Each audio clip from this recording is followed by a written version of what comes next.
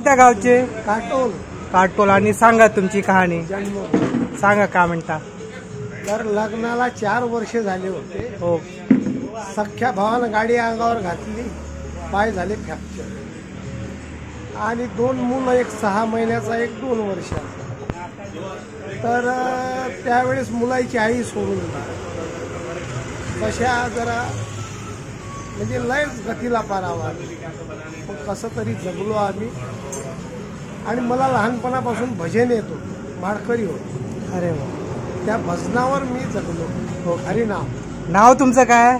माझं नाव गजानन. गजानन. वा वा.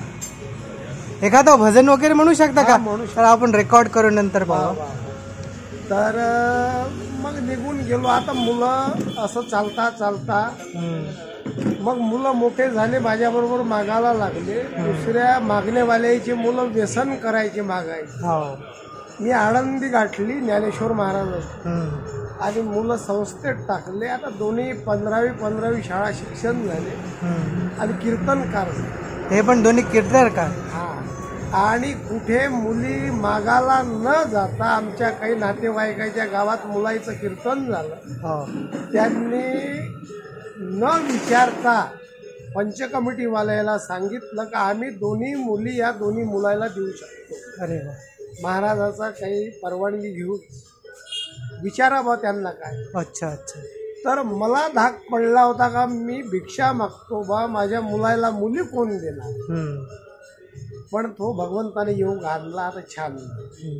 पण एवढे वर्ष मुलाची आई आमच्याकडे आली नाही. म्हणजे माझी बायको सुना आल्यावर आली. आल्यानंतर ते मी पुण्याला होतो, मुलं आळंदीला होते. तर ते नातेवाईक घेऊन आले आणि ते म्हणे का आम्ही तुमची आई आहे, आम्ही तुमचे नातेवाईक आहे. मुलांनी म्हटलं का आम्ही तुम्हाला ओळखत नाही, आम्ही महाराजला पहिले विचार. फोन आला मला. अरे म्हटलं कोणाला आई मिळत नाही. आई आली. आतमध्ये घ्या, सेवा चालू द्या, पाहुण्याचा आदर सत्कार करा. कारण की आपली हवा वाईट जाऊ नका द्या. त्यांनी जे करायचं ते त्यांच्याकरता केलं, आपल्याकरता काही केलं काय. तर ते मिळले. मग मी निर्णय घेतला. बरेच माझ्या महाराज लोक कोणी म्हणे आता मिळून राहावा नवरा बायको. पण मी म्हटलं का बघू बा काय होते. तर मी आज नाही येऊ शकत, पण कधीतरी येणार. मी एक विचार केला का क्षणभराचा राग जिंदगीभर भोगावा लागतो. म्हणून मी आता 4 दिवस नाही 4 महिने जरी बायकोसोबत मिळून राहिलो, पण क्षणभराचा गुस्सा येणारच.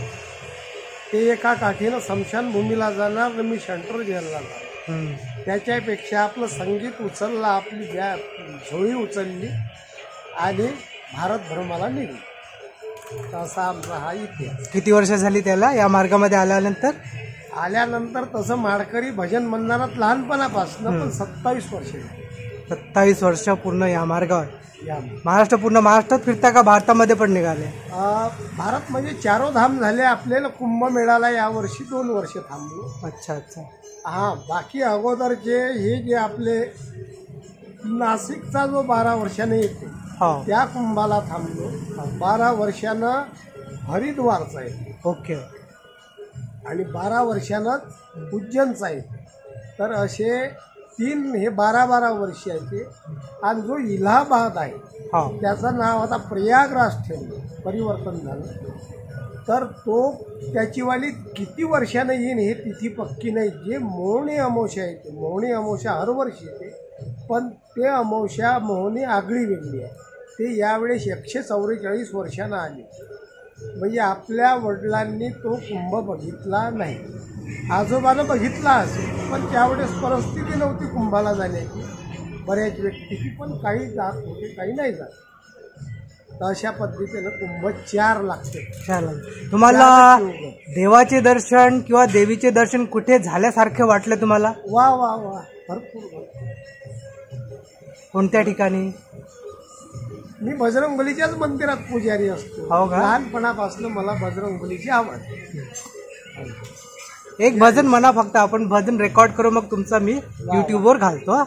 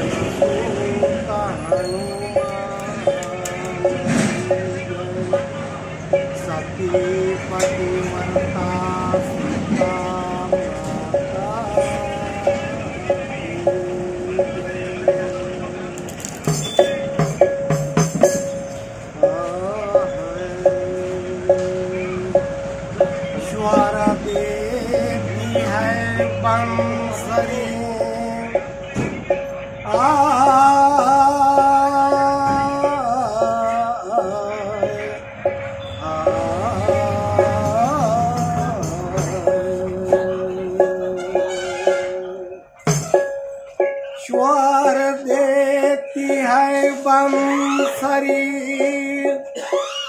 गुरुवरिय देते हैं न्याम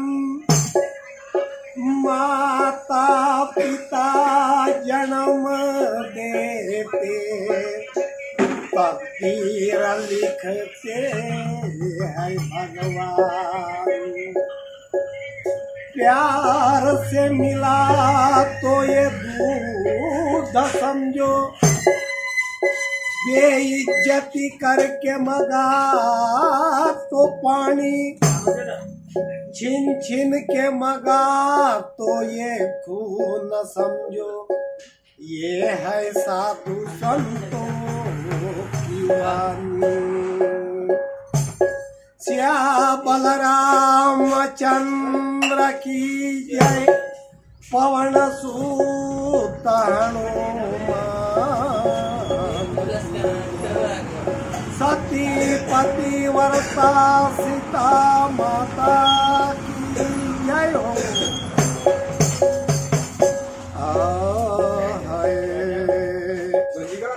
ये कबार बुला लो राम अयोध्या तेरे चरणों में ये कबार बुला लो राम अयोध्या तेरे चरणों में हरदम आता रहूं मैं भगवान तेरे मंदिर में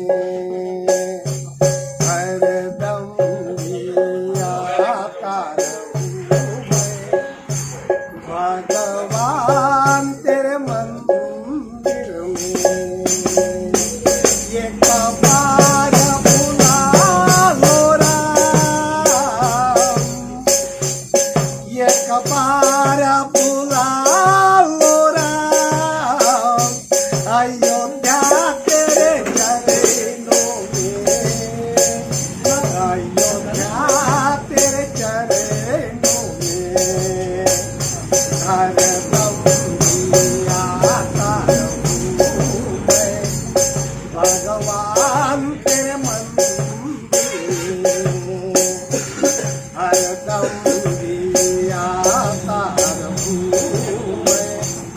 भगवान तेरे मंदिर में